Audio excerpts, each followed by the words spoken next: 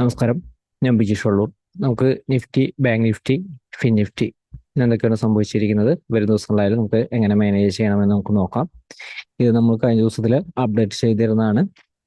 നമ്മൾ നൽകിയിരുന്നു important support level 22,800, 875. ഈ ഒരു സപ്പോർട്ട് നിലനിർത്തിയാൽ മാത്രമാണ് ഈ ഒരു ബൈ സെന്റിമെന്റിൽ, അതായത് സ്ട്രോങ് ആയിട്ടുള്ളൊരു അപ്പ് മൂവ്മെന്റ് വന്നപ്പോൾ നമ്മൾ സൂചിപ്പിച്ചിരുന്നു.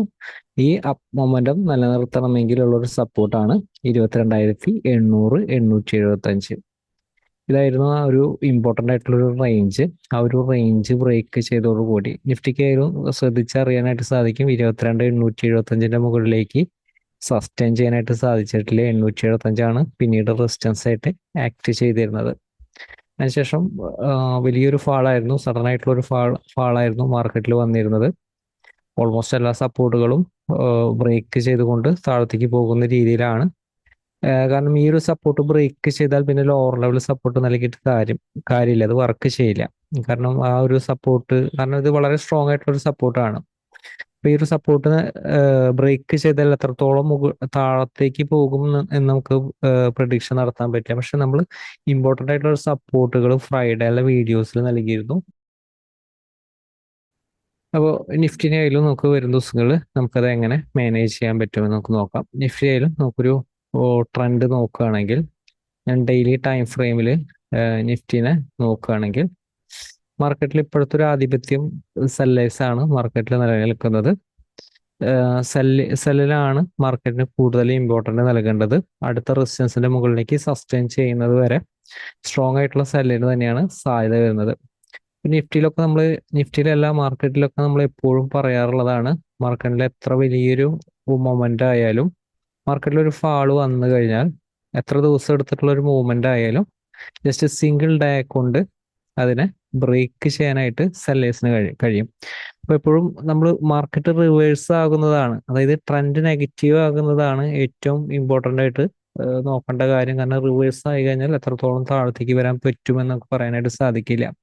ഈ ഒരു മൊമെന്റ് നോക്കുക, ഇവിടുന്ന് സ്റ്റാർട്ട് ചെയ്തിരിക്കുന്ന ഒരു മൊമെന്റം, അതായത് 15 ദിവസം എടുത്തിട്ടാണ് നിഫ്റ്റി ഈ ഒരു മൂവ്മെന്റ് ഇവിടം വരെ എത്താനായിട്ട്. നിഫ്റ്റിക്ക് ഒരു 15 ദിവസം നിഫ്റ്റി ട്രൈ ചെയ്തിട്ടാണ് നിഫ്റ്റി ഈ ഒരു ഹൈ ടെസ്റ്റ് ചെയ്തത്. അതായത് 23,338 എന്ന് പറയുന്ന ഒരു ഹൈ ടെസ്റ്റ് ചെയ്തത്.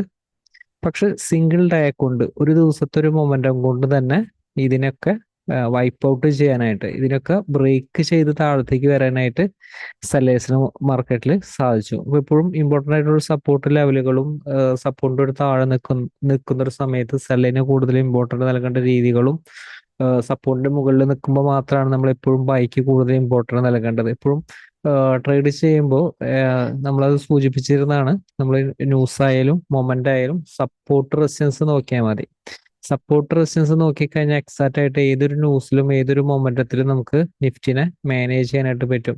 ഇന്നത്തെ ഒരു ഓപ്പണിംഗ് നോക്കിക്കഴിഞ്ഞാൽ അറിയാം, നമ്മൾ നൽകിയിരിക്കുന്ന ഒരു സപ്പോർട്ടിന്റെ താഴെയാണ് സപ്പോർട്ട് ബ്രേക്ക് ചെയ്ത്, അതായത് സപ്പോർട്ട് 22,200 താഴെയാണ്. 22,200 താഴെ നമ്മൾ കഴിഞ്ഞ ദിവസത്തെ വീഡിയോസിൽ പറഞ്ഞത്, ചെറിയ ടൈം ഫ്രെയിമിൽ വലിയ time frame shorts and opportunity utilize ചെയ്യാം, ക്വിക്ക് ആയിട്ടുള്ള ഒരു ഫാള് മാർക്കറ്റിൽ കിട്ടുമെന്നാണ് നമ്മൾ സൂചിപ്പിച്ചിരുന്നത്. അപ്പോൾ അതിന് ശേഷമായിരുന്നു നിഫ്റ്റിയിലായാലും മേജർ ആയിട്ടുള്ള ഒരു സപ്പോർട്ടുകളൊക്കെ ബ്രേക്ക് ചെയ്ത് പോകുന്നത്. അപ്പോൾ ഒരു ദിവസങ്ങളിലായാലും നമുക്ക് നിഫ്റ്റിനെ എങ്ങനെ മാനേജ് ചെയ്യാൻ പറ്റുമെന്ന് നമുക്ക് നോക്കാം. നിഫ്റ്റിയിലും ഹയർ ലെവലിൽ സ്ട്രോങ് ആയിട്ടുള്ള റെസിസ്റ്റൻസ് ലെവലുകൾ മനസ്സിലാക്കുക. ഹയർ ലെവലിൽ സ്ട്രോങ് ആയിട്ടുള്ള റെസിസ്റ്റൻസ് ലെവലുകൾ 22,330, അതുപോലെ തന്നെ 22,465, അതേപോലെ തന്നെ 22,650. നമ്മൾ സാധാരണ സപ്പോർട്ട് റെസിസ്റ്റൻസിന്റെ വീഡിയോ പറയുന്ന പോലെ തന്നെ അനുസരിച്ചുള്ള ട്രേഡിംഗ് ചെയ്യുക. ഇൻ കേസ് ഇതിന്റെ മുകളിലാണ് ഓപ്പൺ ചെയ്യുന്നതെങ്കിൽ ഇതിന്റെ താഴത്തേക്ക് ഒരു ക്യാൻഡിൽ ക്ലോസ് ചെയ്യാതെ ഷോർട്ട്സ് ആൻഡ് ഓപ്പർച്യൂണിറ്റി യൂട്ടിലൈസ് ചെയ്യരുത്. ഇൻ കേസ് ഓപ്പൺ ചെയ്യുന്ന ഗ്യാപ്പ് അപ്പ് ഓപ്പണിംഗ് ആണെങ്കിലും റെസിസ്റ്റൻസിന്റെ താഴെയാണെങ്കിൽ ഷോർട്ട്സിന് കൂടുതൽ ഇമ്പോർട്ടൻസ് നൽകുക. ബൈക്ക് ഇമ്പോർട്ടൻസ് നൽകണമെങ്കിൽ ഇതിന്റെ മുകളിലേക്ക് ഒരു ക്യാൻഡിൽ ക്ലോസ് ചെയ്യണം. ക്ലോസ് ചെയ്താൽ മാത്രമാണ് ബൈക്ക് ഇമ്പോർട്ടൻസ് നൽകേണ്ടത്. പക്ഷെ അടുത്ത റെസിസ്റ്റൻസിൽ നിന്ന് പ്രോഫിറ്റ് ബുക്കിംഗ് നടത്തണം. അതുപോലെ തന്നെ നിഫ്റ്റി ഓപ്പൺ ചെയ്യുന്ന in case gap down opening ആണ്, സപ്പോർട്ടിലാണെങ്കിൽ പ്രത്യേകം ശ്രദ്ധിക്കുക.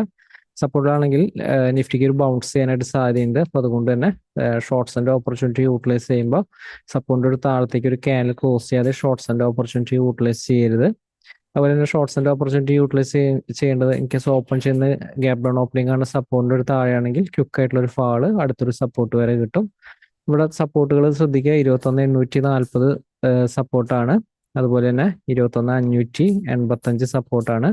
അതുപോലെ തന്നെ 21,500 സപ്പോർട്ടാണ്. അതുപോലെ തന്നെ 21,250 സപ്പോർട്ടാണ്. അതുപോലെ തന്നെ 21,040 സപ്പോർട്ടാണ്. അപ്പൊ 21,250, 21,040 സപ്പോർട്ടിനെ മാനേജ് ചെയ്യേണ്ടത് ഇൻ കേസ് ഇതിന്റെ ഒരു താഴത്തേക്ക് വന്നാലും 21,040 മുകളിലേക്ക് സസ്റ്റെയിൻ ചെയ്താൽ ബൈ ഓപ്പർച്യൂണിറ്റി യൂട്ടിലൈസ് ചെയ്യാം. അതുപോലെ തന്നെ ഇൻ കേസ് ഇതിന്റെ ഒരു താഴത്തേക്ക് വന്നാലും വീണ്ടും ഇതിന്റെ മുകളിലേക്ക് സസ്റ്റെയിൻ ചെയ്താൽ ബൈ ഓപ്പർച്യൂണിറ്റി യൂട്ടിലൈസ് ചെയ്യാം. അല്ലെങ്കിൽ നിഫ്റ്റിയിലായാലും വീക്ക്നെസ് ട്രെൻഡിനാണ് സാധ്യത കൂടുതൽ. നിഫ്റ്റിയിലായാലും സ്ട്രോങ് ആയിട്ടുള്ള റെസിസ്റ്റൻസിന്റെ അടുത്തുള്ള ഷോർട്ട്സിന്റെ ഓപ്പർച്യൂണിറ്റിക്ക് ഇമ്പോർട്ടൻസ് നൽകുക. നിഫ്റ്റിയിൽ ഇതൊക്കെ ഹയർ ലെവലിൽ ഇതൊക്കെ സ്ട്രോങ് ആയിട്ടുള്ള റെസിസ്റ്റൻസ് ഏരിയകളാണ്. അപ്പൊ അതനുസരിച്ച് എപ്പോഴും ട്രേഡുകൾ മാനേജ് ചെയ്യുക. ബൈ ഓപ്പർച്യൂണിറ്റി മാനേജ് ചെയ്യണമെങ്കിൽ റെസിസ്റ്റൻസിന്റെ മുകളിൽ സസ്റ്റെയിൻ ചെയ്യണം. റെസിസ്റ്റൻസിന് മുകളിൽ സസ്റ്റെയിൻ ചെയ്താൽ മാത്രമാണ് ബൈ ഓപ്പർച്യൂണിറ്റി യൂട്ടിലൈസ് ചെയ്യേണ്ടത്. ഇന്നത്തെ ബാങ്ക് നിഫ്റ്റിയുടെ സിറ്റുവേഷൻ നമുക്ക് നോക്കാം. ബാങ്ക് നിഫ്റ്റി ഓപ്പൺ ചെയ്ത് നോക്കുക. പറഞ്ഞിരിക്കുന്ന ഒരു സപ്പോർട്ടിന്റെ ഒരു താഴെ സപ്പോർട്ട് ബ്രേക്ക് ചെയ്ത് വരുന്ന ഒരു ഓപ്പണിംഗ് ആണ്. ഇമ്പോർട്ടന്റ് സപ്പോർട്ടാണ് അത് സൂചിപ്പിച്ചുകൊണ്ട് നമ്മളിവിടെ റൗണ്ട് മാർക്ക് ചെയ്തിരുന്നു. 49,620, 49,075. ഇത് രണ്ടും ബ്രേക്ക് ചെയ്തതോടുകൂടി ബാങ്ക് നിഫ്റ്റിയുടെ വീക്ക്നെസ് ട്രെൻഡ് ആരംഭിച്ചു. ഈ ഒരു സപ്പോർട്ട് ഹോൾഡ് ചെയ്യാൻ നോക്കിയിരുന്നു, പക്ഷെ അടുത്ത റെസിസ്റ്റൻസിന്റെ മുകളിലേക്ക് 49,620 ഒന്ന് മാർക്ക് ചെയ്ത് നോക്കുക. 620 മുകളിലേക്ക് സസ്റ്റെയിൻ ചെയ്യാനായിട്ട് സാധിച്ചിരുന്നില്ല. എക്സാക്റ്റ് ആയിട്ട് ഇവിടുന്ന് നല്ലൊരു ഷോർട്ട്സ് ആൻഡ് ഓപ്പർച്യൂണിറ്റി ആണ്. അതിനുശേഷം വേറെ എക്സാക്റ്റ് ആയിട്ടുള്ള റൈറ്റ് സപ്പോർട്ടുകളില്ല. ഫിൻ നിഫ്റ്റി നോക്കുകയാണെങ്കിൽ ഫിൻ നിഫ്റ്റിയും ഇന്നത്തെ ഒരു ഓപ്പണിങ് നമുക്കൊരു ബൈ ഓപ്പർച്യൂണിറ്റി സപ്പോർട്ട് റെസിസ്റ്റൻസ് അനുസരിച്ച് തരുന്നില്ല. കാരണം നമ്മൾ നൽകിയിരിക്കുന്ന ഒരു പ്ലാൻ ശ്രദ്ധിക്കുക. നമ്മൾ നൽകിയിരിക്കുന്ന ഒരു പ്ലാൻ അനുസരിച്ച് ഒരു കാരണവശാലും ബൈ ഓപ്പർച്യൂണിറ്റി നമുക്ക് ഇല്ല. സപ്പോർട്ടിനൊരു താഴെയാണ് ഓപ്പണിങ്. അടുത്ത സപ്പോർട്ട് ബ്രേക്ക് ചെയ്തു. ബൈ ഓപ്പർച്യൂണിറ്റി വേണമെങ്കിൽ അടുത്ത റെസിസ്റ്റൻസിന്റെ മുകളിലേക്ക് സസ്റ്റെയിൻ ചെയ്യണം. അതിനുശേഷമായാലും ഫിൻ നിഫ്റ്റിയിലായാലും ഫ്രീ ഫാൾ ആണ്. നമ്മൾ വേറെ സപ്പോർട്ടുകൾ നൽകിയിരുന്നില്ല. കാരണം ഈ ഒരു സെന്റിമെന്റ് നിലനിർത്താൻ ആവശ്യമായിട്ടുള്ള സപ്പോർട്ടാണ് ഇത്. മേജർ ആയിട്ടുള്ള സപ്പോർട്ടാണ്. അത് ബ്രേക്ക് ചെയ്തതോടുകൂടി ഈ ഒരു ട്രെൻഡിന്റെ സെന്റിമെന്റ് അവസാനിച്ചു. അപ്പോൾ ഫിൻ നിഫ്റ്റിനെ നമുക്ക് മാനേജ് ചെയ്യുമ്പോൾ വരും ദിവസങ്ങളിൽ ഏതാ സപ്പോർട്ട് റെസിസ്റ്റൻസ് എന്ന് നമുക്ക് നോക്കാം.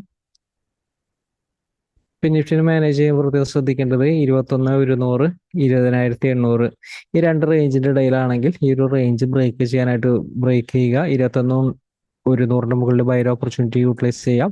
ഇതൊരു സ്ട്രോങ് ആയിട്ടുള്ള റെസിസ്റ്റൻസ് ഏരിയ ആണ്. ഇതിന്റെ മുകളിലേക്ക് പോയാലും ഇതിന്റെ താഴത്തേക്ക് വന്ന വീക്ക്നെസ് ആണ്. ഗ്യാപ്പ് അപ്പ് ഓപ്പണിംഗ് ആണ്, വലിയ ഗ്യാപ്പ് അപ്പ് ഓപ്പണിംഗ് ആണ്. റെസിസ്റ്റൻസിന്റെ താഴെയാണെങ്കിൽ ഷോർട്ട്സ് തന്നെ ഇമ്പോർട്ടൻറ്റ് നൽകാം. അതേപോലെ തന്നെ സപ്പോർട്ട് ബ്രേക്ക് ചെയ്ത് വരുന്ന ഒരു ഓപ്പണിംഗ് ആണെങ്കിൽ വീക്ക്നെസ് ആണ്, ഷോർട്ട്സ് തന്നെ ഇമ്പോർട്ടൻറ്റ് നൽകാവുന്നതാണ്.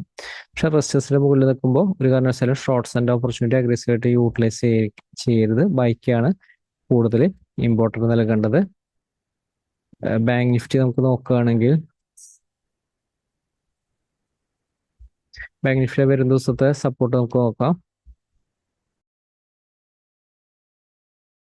46,640 താഴെ ഓപ്പൺ ചെയ്താൽ ചെറിയ ടൈമിലെ ഷോർട്ട്സ് ആൻഡ് ഓപ്പർച്യൂണിറ്റി യൂട്ടിലൈസ് ചെയ്യാം. 46,200 അടുത്താണ് അടുത്തൊരു സപ്പോർട്ട് വരുന്നത്. ഈ ഒരു രണ്ട് റേഞ്ചിലാണെങ്കിൽ ഈ ഒരു റേഞ്ച് ബ്രേക്ക് ചെയ്യാനായിട്ട് വെയിറ്റ് ചെയ്യുക. ബൈ ഓപ്പർച്യൂണിറ്റി യൂട്ടിലൈസ് ചെയ്യാം. ഹയർ ലെവലാണ് ഓപ്പൺ ചെയ്യുന്നത്. 48,500 മുകളിലാണെങ്കിൽ 500 താഴെ വീക്ക്നെസ് ആണ്. ഹയർ ലെവലിൽ ഇതൊക്കെ സ്ട്രോങ് ആയിട്ടുള്ള റെസിസ്റ്റൻസ് ഏരിയ ആണ്. പക്ഷെ റെസിസ്റ്റൻസിന്റെ മുകളിൽ നിൽക്കുമ്പോൾ ഷോർട്ട്സ് ആൻഡ് ഓപ്പർച്യൂണിറ്റി യൂട്ടിലൈസ് ചെയ്യരുത്. ഇതിന്റെ താഴത്തേക്ക് ഒരു ക്യാൻഡിൽ ക്ലോസ് ചെയ്താൽ മാത്രം ഷോർട്ട്സ് ആൻഡ് ഓപ്പർച്യൂണിറ്റി യൂട്ടിലൈസ് ചെയ്യാവുന്നതാണ്. Nifty, bank Nifty, fin Nifty ആയാലും ഇത്തരം സപ്പോർട്ട് അനുസരിച്ച് മാനേജ് ചെയ്യുക. മാർക്കറ്റിലെ ട്രെൻഡിൽ എക്സാക്റ്റ് ആയിട്ട് നിലനിൽക്കാനായിട്ട് സാധിക്കും. മാർക്കറ്റിലെ വലിയ അവസരമായിട്ട് നമുക്ക് ഒരു ദിവസം അപ്ഡേറ്റിൽ വീണ്ടും കാണാം. എല്ലാവരെയും ഷെയറുകളും കമ്പനികളും പ്രതീക്ഷിക്കുന്നു. എല്ലാവർക്കും നന്ദി.